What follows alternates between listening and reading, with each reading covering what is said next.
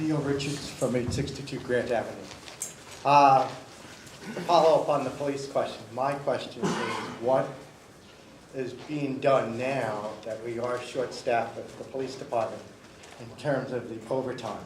I've been told that the overtime is the same as it was last year, and I know for a fact it is not the same as last year. What is the intentions of both parties to do to address that matter?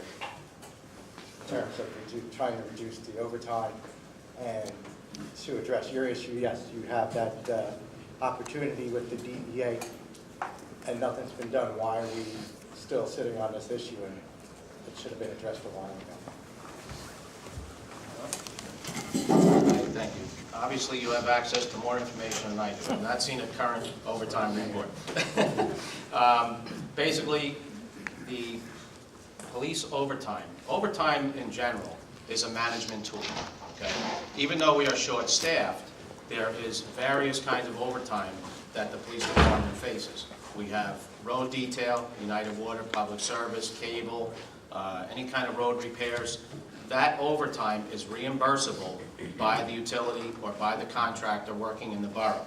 So not all the overtime is a direct cost to the taxpayers, okay? I fully support the chief in getting a new officer in the academy in January, which I've stated many, many times. And the reason I fully support that is because the chief has done an excellent job at finding new people. And that's what we need to do to move forward here.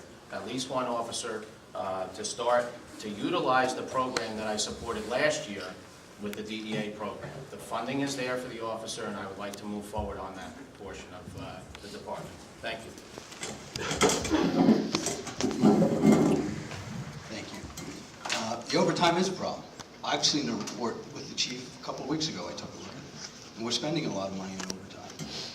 We have a situation now where we have the potential for 3 to 4 officers to retire next year. That's probably going to happen. So adding one person to the academy, which is going to take, if you were doing a test for it, it's going to take 3 to 4 months to do a test. It's going to take 6 months to get that individual through the academy. So at the end of the year next year, after we have another 3 officers retire, we're going to have 1 officer filled in.